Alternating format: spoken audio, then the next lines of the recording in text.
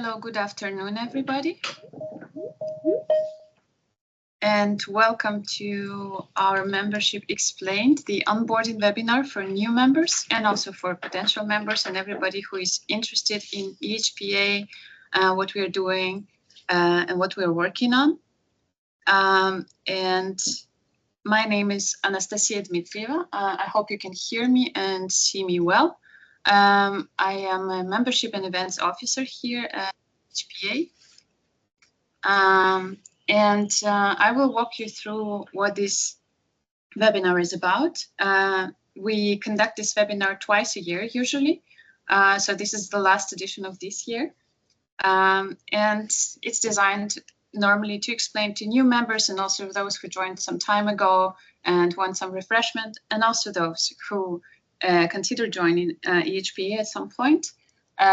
We explain what we do, what kind of membership benefits we have, and also present who is working with us and show our team and show our achievements and the agenda. And talking about agenda, here's what is in the program today. We will start with a short introduction by our Director General, Paul Kenny, and also new this time. They cannot hear. They cannot hear. Okay, we get some notes that people cannot hear. Okay.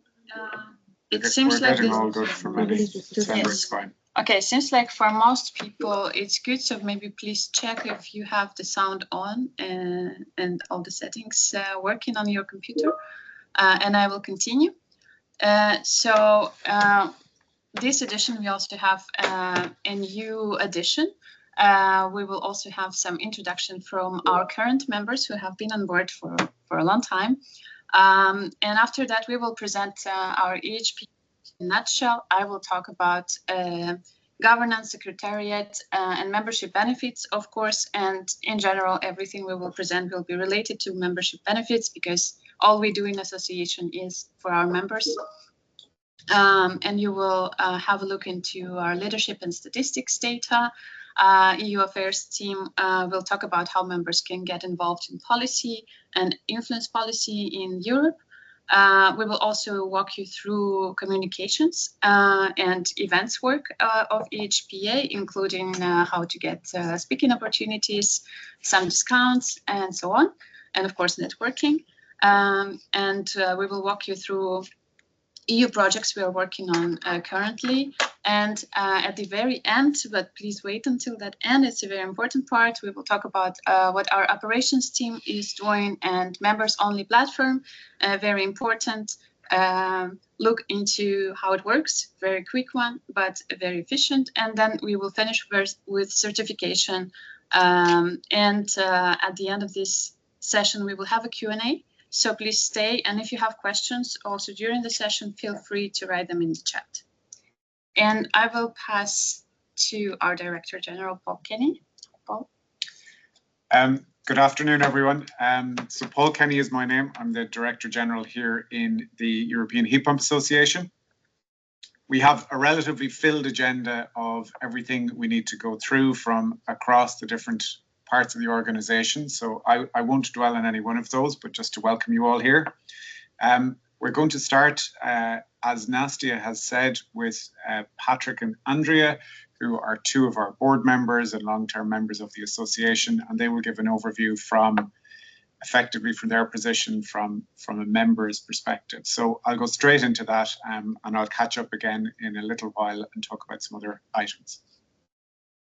Yes, thank you, Paul. And as Patrick is right now in Brazil, he tried, but he couldn't join us, but he recorded a video. So hopefully the sound will work well for you.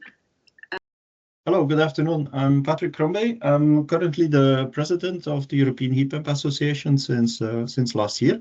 And as you can see, I work with Daikin in Europe. Have been doing so for more than 30 years, so that's a long time. At Daikin, we are member of EHPA also since a very long time, in fact, from the early 2010s. And at that time, really, we were trying to find like-minded people that were interested in heat pumps and promoting the technology, bring the technology to the forefront. And with the then Secretary General Thomas Nowak over the period of 10 years, we pretty much succeeded in doing so. And I'm glad to say, and you will recognize that for sure by now, not only heat pumps are a central part of the European decarbonization and energy security direction, but also EHPA has become really the beacon and the knowledge base for anything related to heat pumps in Europe. Nowadays, I think we're pretty much looking together with Paul and the EHPA team in further developing the heat pump market, not only in residential, but also in industrial and in high temperature applications, to really go further into this, not only decarbonization, but really very much providing energy security, energy independency to Europe in line with Fit for 55 and with the Industrial Decarbonization Act that is coming out anytime soon. So I hope you have a pleasant afternoon. Like to meet up with you anytime soon, and I do hope you enjoy being with us at EHPA. Thank you. And I will hand over to Andrea, our second board member here this morning, to give her perspective as a member. Yes, thank you, Paul, and hello, everybody. So I'm not in Brazil. I'm very much live here in Brussels, looking at an exceptionally blue sky by now, which is pretty nice. So, yeah, pleasure to talk to you about EHPA and maybe just about myself in a couple of words. My name is Andrea Voigt, and I'm responsible for global public affairs, and he's reading that the sound is very bad. That is an issue. Is that the case for everyone? Because beforehand it was fine. Andrea, maybe I will see if I can. Do you hear me okay now? yes. Okay, good. So I was going to say who I am. So my name is Andrea Voigt. I'm working for Danfoss Climate Solutions, and I'm responsible for global public and industry affairs and for sustainability in Danfoss. Danfoss has been a member for, I think, as long. Andrea, your sound has gone down again, so maybe just kill your camera. I do that. So I can maybe also put on a headset, maybe that helps. I think it seems to be okay now that the camera's off. Try that. Yeah, that sounds good. Okay, all right. So Danfoss has been a member as well for many, many years, I think comparable to Daikin. That being said, I can only judge for the past nearly 5 years now, because I've been with Danfoss for about 5 years now. So and for that time, I can certainly share my experience in EHPA as Danfoss. That being said, before joining Danfoss, I was leading EPI, which is another industry association in Brussels. And in that function, we've been working a lot with EHPA. So I've known EHPA as a partner organization, but also now from inside as a member in EHPA. And I think there are many very positive points that I think are worth mentioning here. In particular, I would say the network, first of all, and that's super important, both from a member perspective and also from the networking perspective in Brussels, where EHPA is a very important vector in terms of getting in touch with other like-minded associations as well. From a member perspective, I think the networking aspect is very, very clear, because you have the entire value chain of the heat pump sector. If you look to talk to a national association, you can. If you look to talk to laboratories and researchers and academia, you can. If you like to talk to like-minded or competitors, you can. If you want to talk to equipment manufacturers, OEMs, you can. So it's the entire value chain, and that's a tremendous advantage if you're out there to understand what moves the heat pump sector and what are the most important topics and themes for the sector. So the networking part, I think, is a super important one, both internally and externally. Then the other point that I wanted to mention goes very much along with what Patrick also already said, is in terms of the intelligence that we can gain via EHPA, the political intelligence and the impact that we can make, and also in terms of shaping the narrative that goes with heat pumps. Shaping the narrative, as Patrick also mentioned, by positioning heat pumps also as a means of energy security, and resilience, which is more important than ever, I would say. And then, of course, the narrative that we've been having for a long time as a means to decarbonize. But then also there are huge possibilities to get intelligence about the ongoing developments, of course, in EU policy, but also in shaping those policies. And some of it was already mentioned, like, for example, the Net Zero Industry Act, which is, of course, very important for heat pumps and with the entire Made in Europe topic. But then there are also a lot of very concrete, down-to-earth, tangible topics that impact the sector directly and immediately, like, for example, eco-design requirements, minimum efficiency standards. How are those being defined? How are those being shaped? Make sure that the input is taken into account by industry. That's a very important part, for example. Same goes for topics like cybersecurity, like digital, a lot of movement in that area. And that is not only about setting the scene and about defining a direction, it's really about compliance. And that's and also compliance as a tactical means for manufacturers. So there, EHPA has tremendous insights, and there are really good opportunities to shape those policies. And then looking a little bit further, Paul already mentioned it. When we talk heat pumps, we often think residential, but then there is, of course, also industrial heat pumps, high temperature heat pumps. And there is also a huge task for EHPA to position heat pumps in that field, and also to shape the conditions on how heat pumps are being used or can be used in that field, the political conditions. Like, if I'm just picking one example, is waste heat. A lot of people talk about waste heat. We know there are a lot of opportunities, but the policy framework is patchy. It's kind of there, but it's very patchy, and much more, much more consequence is needed in that sense. And there again, association like EHPA can make a huge difference, and members have great opportunities to bring their ideas to the table and have them picked up in the policy papers and in the advocacy that is being done by EHPA. And finally, what I also wanted to mention is that there is a great team in EHPA, and that team is also ready for members to assist.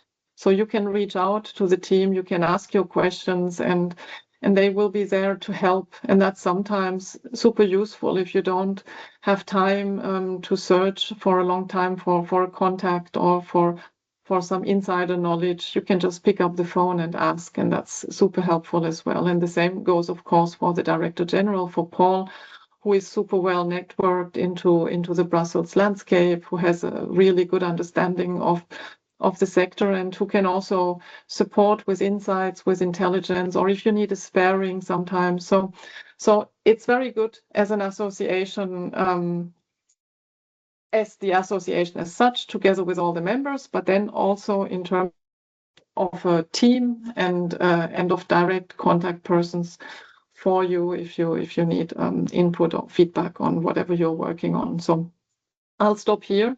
But if you have questions, then please ask them now, because I cannot stay until the end of the call. So if you have anything that you would like to react upon on what I was just saying, then now would be a good moment, and I'll switch on the camera, and I hope it works somehow. You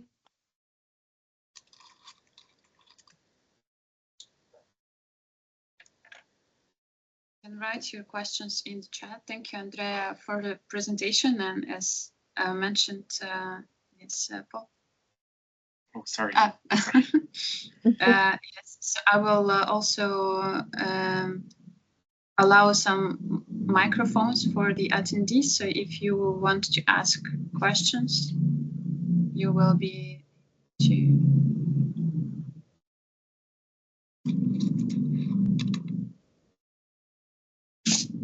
Let's say 5 minutes for questions for Andrea, if you have any. If not, we will proceed, but then you will not be able to ask at the end because she will be gone. There is one question in the chat, but not so much for me. That's more for the team, I would say. Yeah, I might take that question at the end. Just if there's just questions for Andrea now. Yes, you can just unmute yourself now if you have questions. Otherwise,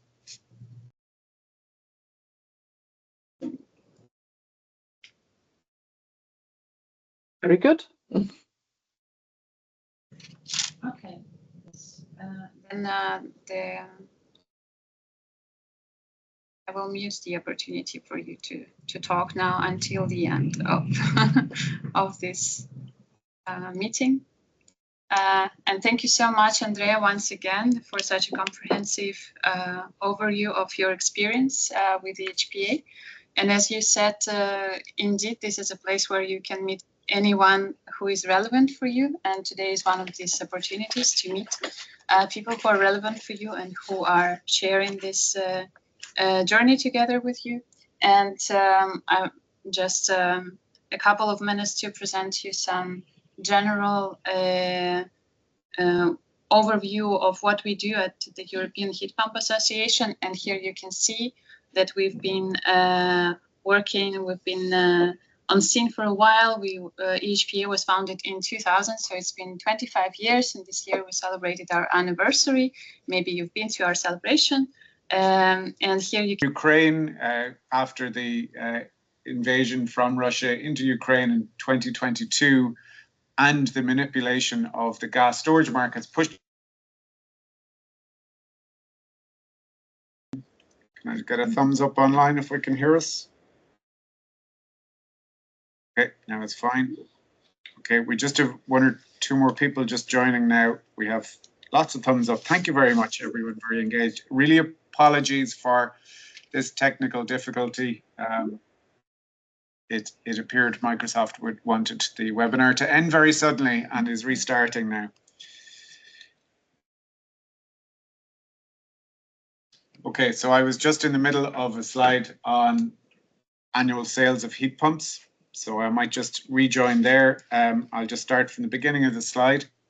So as you can see from the chart on the left, we had growth of about 16% per annum up to 2021. Then with the invasion of Ukraine and the manipulation of gas markets, it created very high gas prices, while a lot of electricity prices were still hedged, which drove a lot of very aggressive sales in heat pumps in 2022 and 2023. It also drove a lot of installers and a lot of stock. Then in 2024, there was a drop of approximately 22%. And some of that 22% was stock that was made in 2023. What we have seen this year so far is markets recovering and recovering strongly. So that's a really good sign. And hopefully will get us back on track and have this blip as a result in market manipulation of gas prices be behind us. The industry has obviously invested very heavily in production capacity to build production capacity for the orders they received in 2022 and 3, and therefore we have quite a significant amount of overcapacity in production, and hopefully will drive demand to realize a fulfillment of that production. On the right hand side, you can see the larger countries with the large heat pump stock is very clear, with France and Italy leading the way. One thing that we continually talk about, and now I have seen in a number of different events, the European Commission presenting our own slides back to us on what needs to happen to drive heat pump growth. And I think as a trade organization, when your own slides are presented back by the people you are trying desperately to influence, it's always a good sign. So we use the graph on the left, which is represented in pictorial on the right, which is a scatter plot of heat pump sales per 1,000 households versus energy prices. And you can see versus the electricity to gas price ratio. And when the when electricity is competitive with gas, you see very large amounts of heat pump uptake in Norway, Finland, Sweden, and the Netherlands now. And markets where electricity is not competitive in the UK, Belgium, and a little bit less so in other markets, you see a much stronger market for gas boilers and less for heat pumps. And this year we are delving deeper into that. We've published a little bit of data so far, but we'll publish much more very shortly on the components of that ratio, and particularly in taxation and things that governments can do, trying to influence the Commission to work more collaboratively, we'll say, with member states to shift the burden of taxation from electricity to people to take up heat pumps, and either to the exchequer or to gas more effectively. And that will, as we shift that burden of taxation, it will make electricity more competitive and really drive up heat pump markets. And we are starting to see that, and we're having lots of discussions with different member states on how best to drive the market like that. One thing that's very clear, however, is the market share of heat pumps for space heating has been increasing. So what's happened in 23 and 24 and again in 25, people have been holding off replacing their heating system, particularly in some of the larger markets due to the uncertainty. So customers have a reasonable amount of uncertainty driven by misinformation a little bit in some markets, but also trying to get the right installer, decide what they're going to do. So they're holding off installing heating systems. And when they are taking them up, we see a much higher share of heat pumps in the heating system. So we see in 2022 and 23, it rose very substantially from 22% in 21 and 22, right up to towards 30% and a little bit over. Drop back a little bit in 2024, but we would expect to see in 2025, particularly driven by some of the initial data, that heat pumps will achieve a growing market share in heating systems. And that really is what we are trying to drive very hard. So why the changing policy support, why the drop for 2024? Energy prices, so electricity prices have gone up, gas prices have come down a little bit. Less investment overall in the European economy. And we'll go into a little bit more detail in the policy slides. But we also have at a national level changing policy support. So in Poland, the heat pump supports changed very dramatically. In Italy also, they were reduced in other countries. And what we saw was some of the bigger markets decreasing very substantially in 24. Some of those are rebounded in 25. And there is a clear narrative coming out of many of those governments that they want to see a growth in heat pump sales now. We developed a new a new data platform that includes our market report, which is very useful for our members. You'll see the QR code if you remember. And that allows you to dive into any of the detail we've given or in any of our reports. We try and take any report that we do, and if it has a country level opportunity, we use a geographical based map data or otherwise to try and make the data that we have usable and very effective for members to do things like capacity planning of production and marketing and all those other things, to have a firm data analysis. We are also expanding our market intelligence service. Right now we have a work plan that we propose to implement in 2026 that should support further development of market data and a more granular market data within the rules that we can do as a trade association. Thank you, Paul. With that, we will move directly to very related team, which is working on policy. So it's the EU affairs presentation. Over to Maria. We will, yes, pass over to Good morning, everyone. My name is Maria, and I work in the policy team at EHPA Secretariat, where we cover what is called the EU affair, together with my colleagues that will be soon displayed in the next slides. Before delving in the presentation, I will ask Nastya to take the control of the slides to avoid any further technical issue. So Nastya, you can move forward, where I will present exactly my colleagues. And also on behalf of them, a really warm welcome to all of you here. So today, my presentation will be about presenting what the policy team does, and more importantly, how we work with you and support you in your daily work. In the policy team, our main role is to advocate, so it's the advocacy part. Namely, we represent and promote the interest of the heat pump sector in front of the European institution and other stakeholders. We exchange almost on a daily basis with them, with the Commission, with the Parliament, with other relevant associations. We collect intelligence. We set the strategic action that our sector needs in order to grow. So the topics that we cover in the policy team are quite broad. Paul already mentioned some of them. We cover all the product policy legislation stemming from, starting from the eco-design, but also the digitalization, refrigerants. We also cover some complementary policy, like the one that are important in order that our sector really grow and is competitive. So we have also the files dedicated indeed to the competitiveness and to the industrial policy.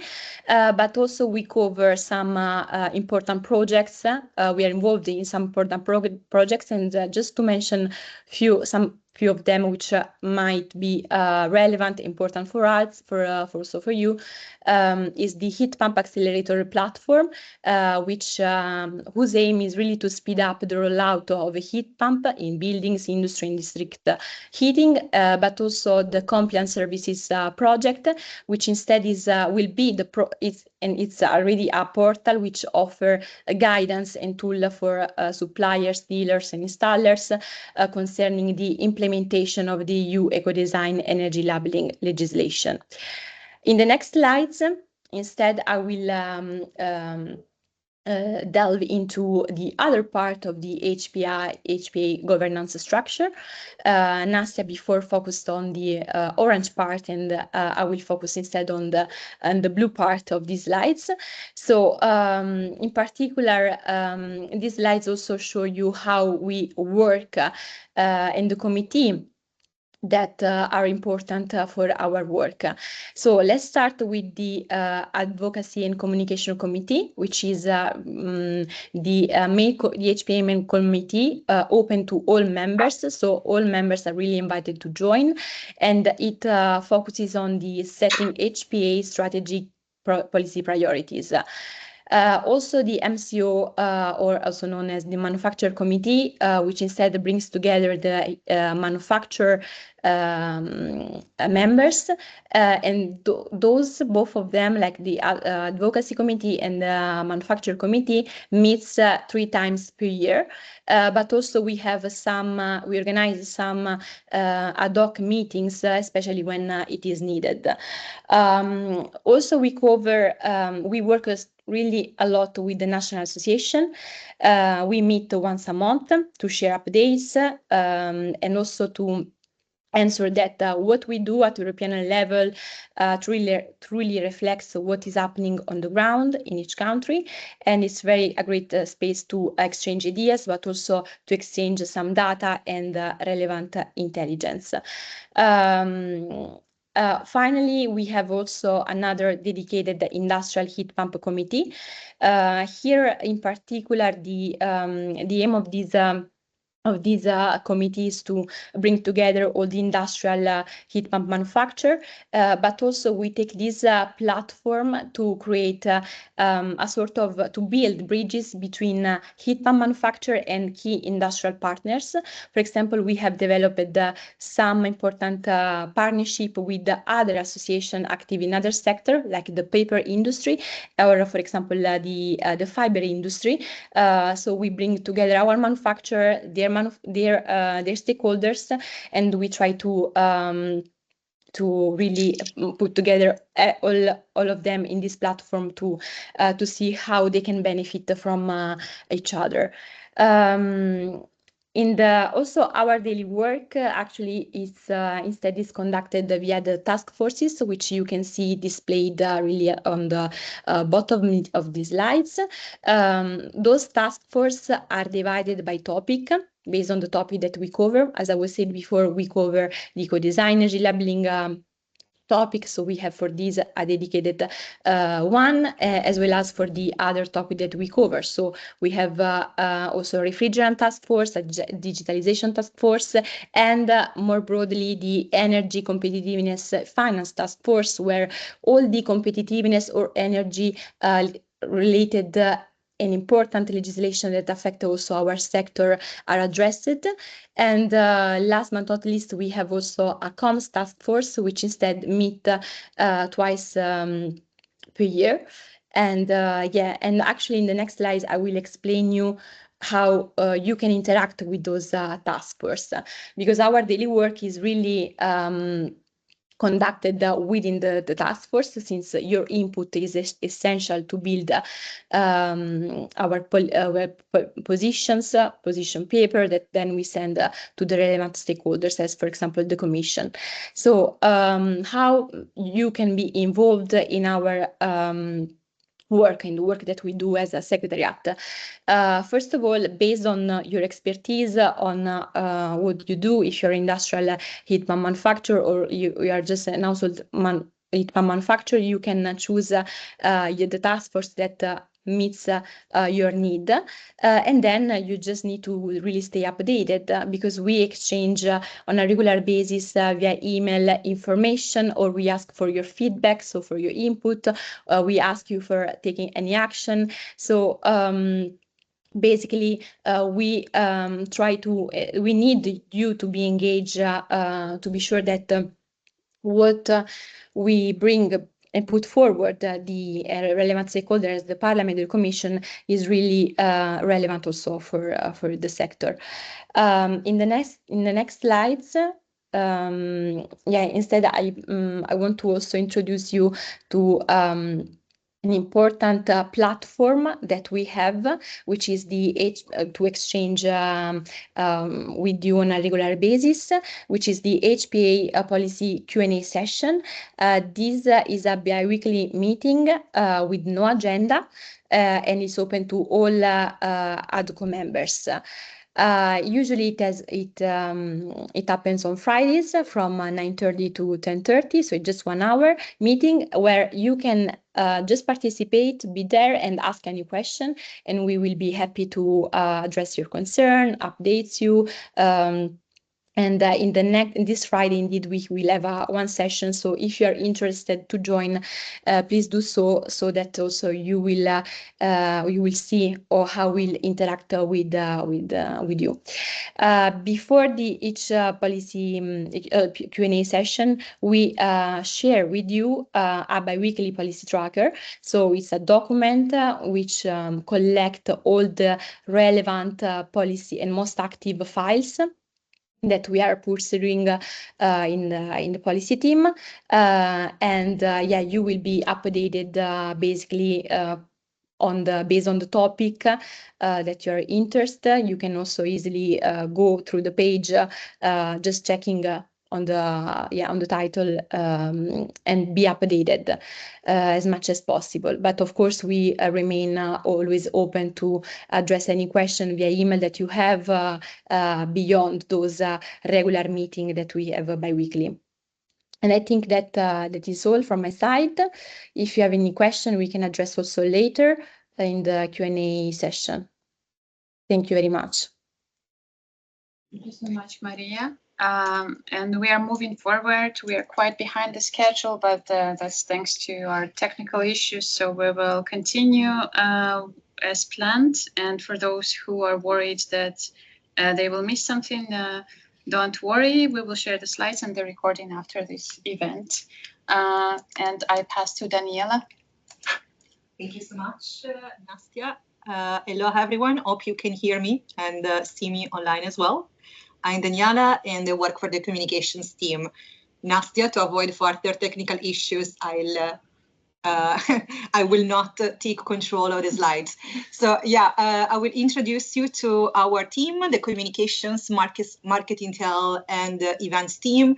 We're quite a bunch. We have Sarah, our comms and events director, Aurelia, our events manager, Danae, senior communications officer, myself, my colleague Rachel, senior events officer, Nastia was hosting this webinar, membership and events officer, but we have one more slide for you.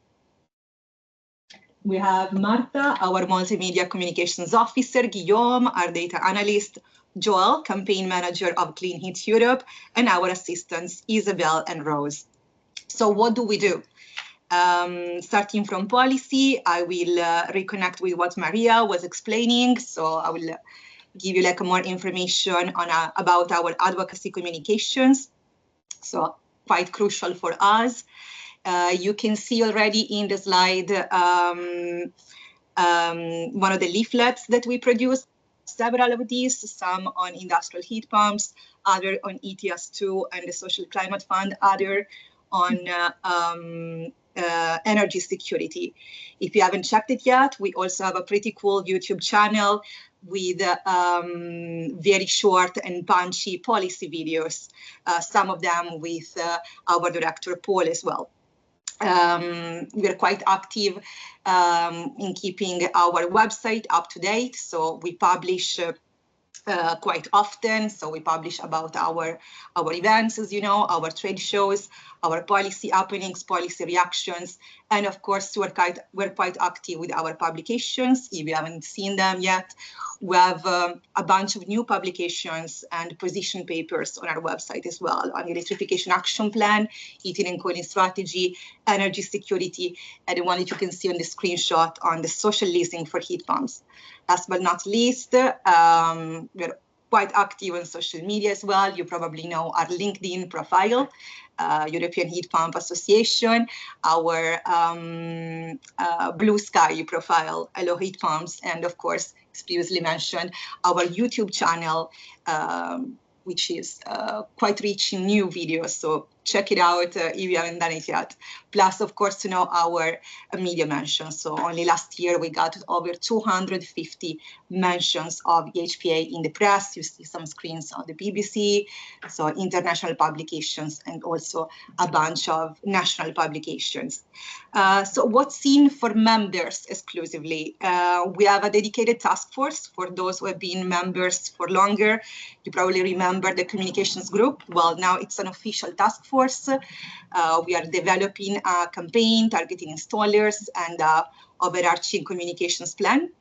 We have our heat pump stories and reports, dedicated social media pack, and a weekly newsletter that are also available in our members-only platform on accessing the website, the members-only area of the website. And of course, another presentation at our events. Speaking of which, I would like to give a shout out to our colleagues who work on a heat pump day, and many of you who actually supported this initiative. 77 events this year, 48 partners, huge campaign. If you haven't checked our videos, please check them out. They are on Instagram, on heatpumpday.org, and on LinkedIn as well. And thanks to all of those who attended our coloring book launch event in Brussels as well.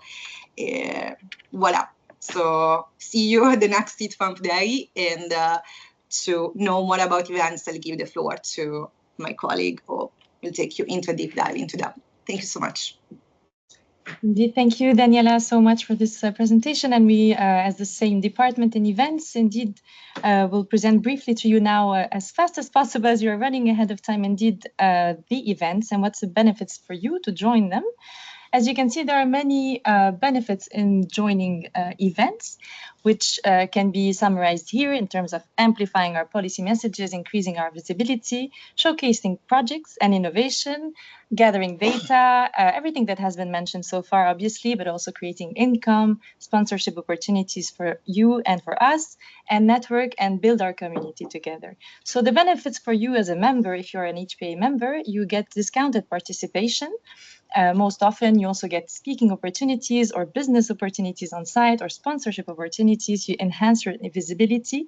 You help us shape the event content, the program, and connect with EU initiatives and projects while networking and matchmaking. So, as you can see here on the next slide, we have various types of events. The policy already presented theirs. Projects will do just after this. So there's a lot going on there. But in our department, we focus on our flagship events, the Heat Pump Forum, the awards, diverse campaign events like the Heat Pump Day, industrial. Next year, we will have our first industrial matchmaking event around November. We organize several networking drinks, events, dinners, but also MEP discussions in the European Parliament on various topics, as well as various topics, webinars. So all kinds of forms and shapes of event to which you will always be invited as a member. In 2025, if you can just move to the next slide. Thank you, Nastia. In 2025, a lot of things happened, but this is just a brief, short summary to put you in the mood of what we do. EHPA organized 35 events overall, while did more than 40 collaborations with other events, all kinds of events, of course, conferences, forums, and so on. The projects team had 51 events, and all together we crossed 11 EU countries and 4 non-EU countries. So we really try to be to have a representation in these major events on heat pumps in Europe. In 2025, we started at the European Parliament with a focus on the industrial heat pump and waste heat. We also had several Members Connect events like this one on a regular basis, while attending trade fairs such ISH and MCE Heat Pump Technologies that some of you know. We continue throughout the year by going back to the Parliament, having other discussions and closed lunch, but also, of course, we had Decarb Cities past year that some of you perhaps attended, an event focused on district heating mainly and abroad that took place in Poland. We also collaborate with the Commission, with the USEF session, and networking event. All the events you see in orange are actually collaborative events, so we don't just organize ours, but we collaborate, which is good in terms of resource allocation and benefits for everyone. So you can see them all there, just the main ones. Obviously, there are many more, so it just gives you an idea what we work with. And then in 2026, a lot of things are going to get confirmed, but so far we have already a few. So I give the floor to Rose to present them.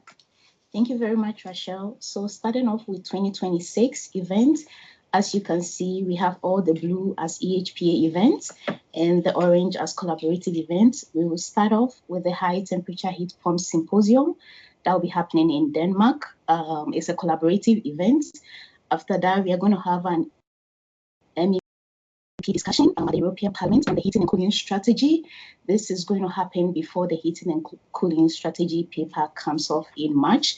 And our host MEP is Sigrid Freys, who is also from Denmark. From there, we have an EHPA General Assembly, which is going to happen at the same time as IEA Heat Pump Conference in Vienna. We also have the EHPA board meeting, and as you can see, we have some collaborative events like the Wathness webinar, the Mostra Covegno Expo Comforts. In June to August, we have some collaborative events. As you can see, an example is the Green Heating Solutions. And in September, we have our main annual event, the Heat Pump Forum and Awards. It's a very busy event for us.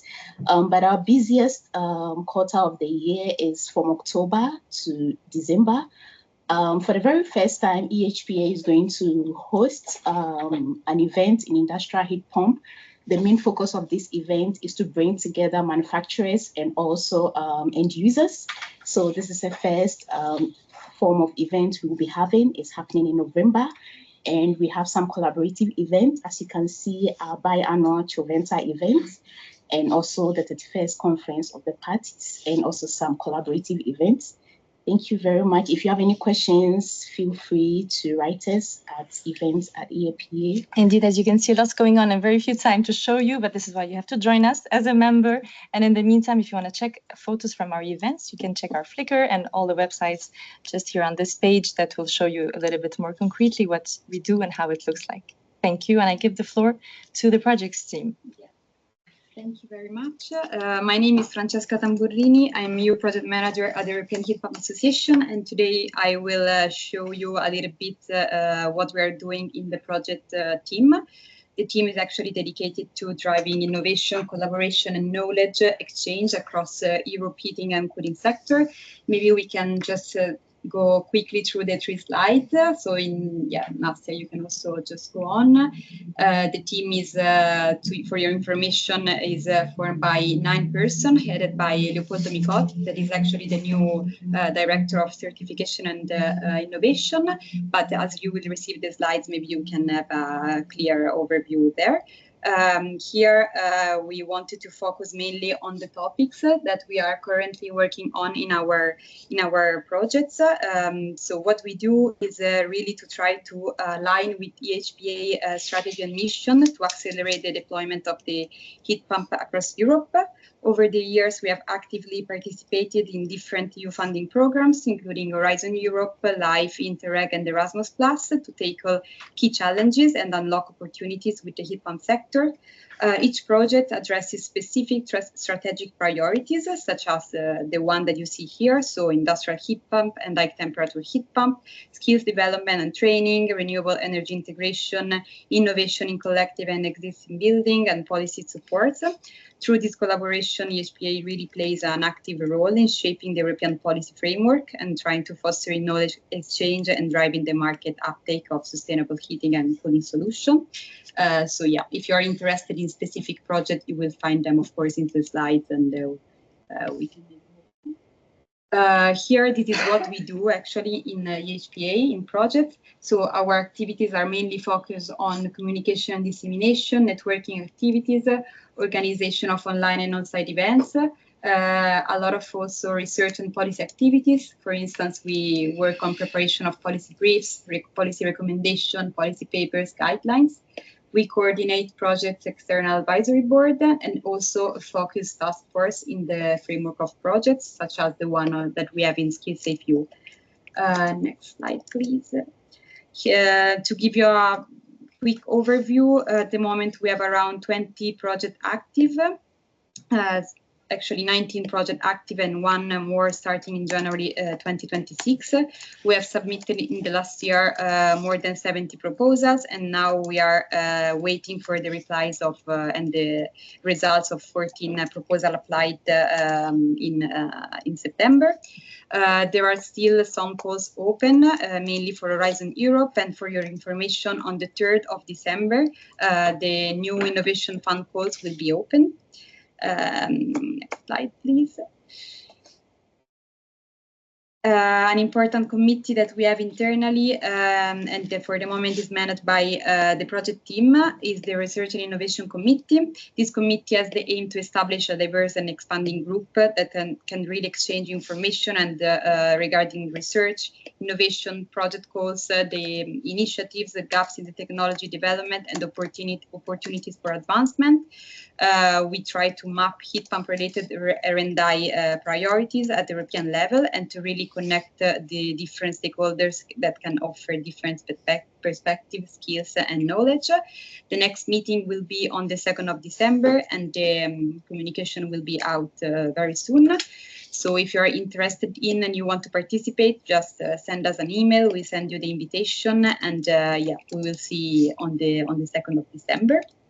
Next initiative that we have is the Heat Pump Award. So it's a project that really wants to recognize the most efficient, smart, and sustainable heat pump project at local level. It was launched in 2011 to highlight cities and regions that have put in place an energy efficient project to take advantage of the heat pump technology. The award every year is happening at the Heat Pump Forum. And so, yeah, if you want to apply for the next year or you are interested in knowing more, you can contact my colleague Martina Battocchio, and she will provide more information. And lastly, on our website, there is a full section regarding European project and how we can collaborate together. There are different forms where you can also subscribe to express your interest in participating with us in the European project. Or if you want to give us the priorities that you find missing at the moment in the European funding calls. And as we always participate to consultation opened by the European Commission, yeah, we can always echo the priorities that you don't see highlighted at the moment and try to bring them for funding. Thank you very much. I will pass it over to Ops team. I'm Birgit, I'm the operations director at EHPA. We have a team of 3 staff and are supported by 2 part-time students.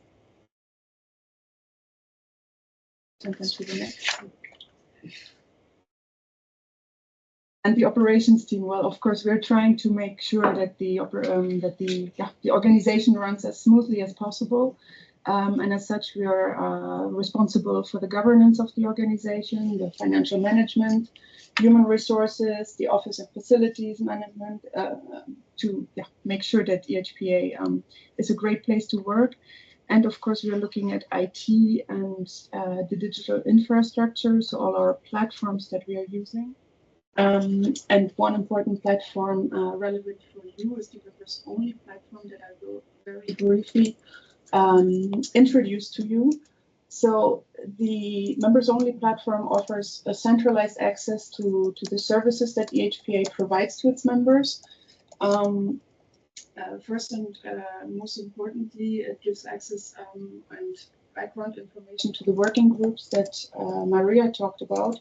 So the committees and working groups, if you're becoming a member of that, you can really access all the conversations and the documents and the meetings calendars through the platform. Then we have a big repository of news and resources on the platform, including governance documents, brand and social media packages, presentations, and various reports.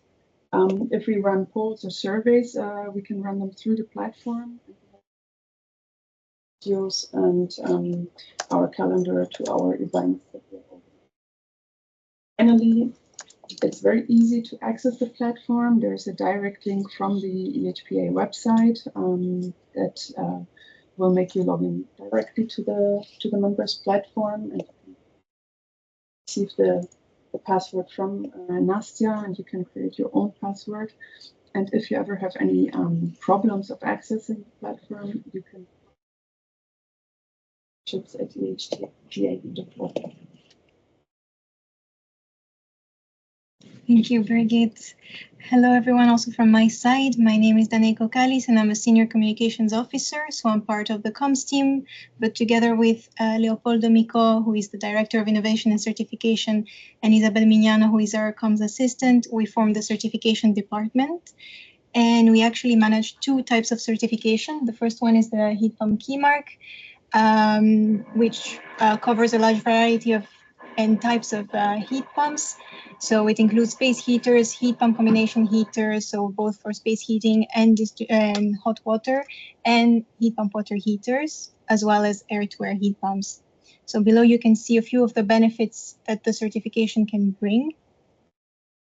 But maybe we can move to the next slide so that I can tell you a bit more. So heat pump key mark is a third-party voluntary European scheme, so it's recognized across Europe. And as EHPA, we are managing the secretariat, but the actual certification is owned by SEN and SENELEC, so the European Standardization Organization. I mentioned it's a third-party certification, so we work together with 11 empowered certification bodies, again, across Europe, and 31 recognized testing laboratories. We have over 170 certificate holders, so manufacturers who are certified, and we've issued almost now 3,000 certificates, which represent more than 10,000 models on the market. Then the second certification we are managing is the EHPA quality label. So it was developed by our association to reassure the end consumer of the quality of the heat pumps. And it's based according to tests according to European standards. It's a national-based certification. And there are many links between the quality label and the heat pump key mark. So once you get heat pump key mark, it's easy to get the quality label as well without needing for retesting. And at the bottom of the slide, you can also see some of the numbers representing the quality label. So we have more than 1,700 valid certificates representing more than 11,000 models. So if you have more questions regarding certification and the quality label, feel free to contact us. You have the details on the slide, and looking forward to discussing further in the future. Thank you. Thank you so much, Danai, and thank you, team, for making this presentation happen and quite quickly. And apologies once again for the technical issues, and we are quite late behind the schedule. However, here, if you have some questions that you couldn't ask us during the call, you can always write to us. Here are some contact points, and you also have our contacts on the website of EHPA. But I think we can have at least 5 minutes for you to ask some questions now, if you have any. I will allow microphone for all the participants. I might just answer there was a query earlier on about installation. We cover installation quite a lot through our European projects. We have installations that are projects that cover installation guidelines, for example, with propane as a refrigerant. We have a number of European projects that cover skills development, installation development.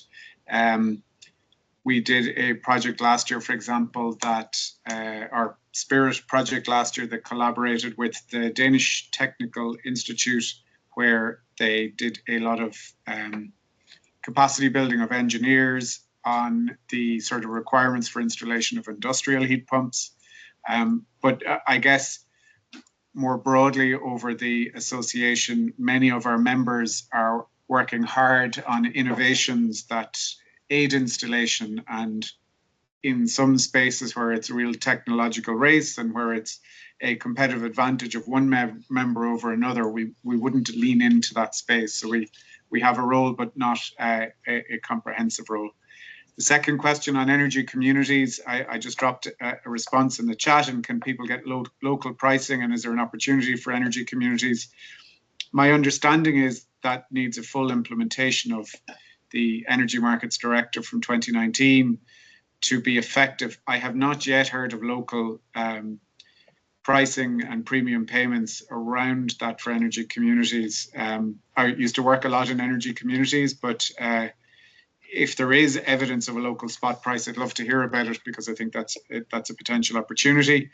The third question is really about sensitive market data, which I will pass on to Guillaume, who will give you a response directly.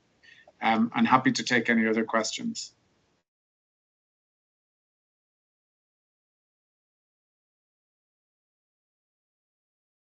Just a reminder that you can just unmute yourself and speak directly.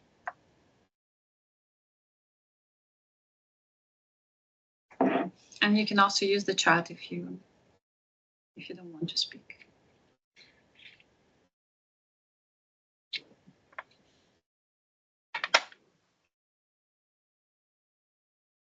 Seems like we have answered all the questions, which was very efficient then. Thank you very much, everybody, for joining, and for many of you to stay with us, for staying with us until the end. And we will share with you all the slides and the recording of this meeting shortly. So yeah, just wait for our email very soon. Thank you everyone for attending today, and apologies for the technical difficulties. Let's stay in touch and have a great remaining of the week. Goodbye.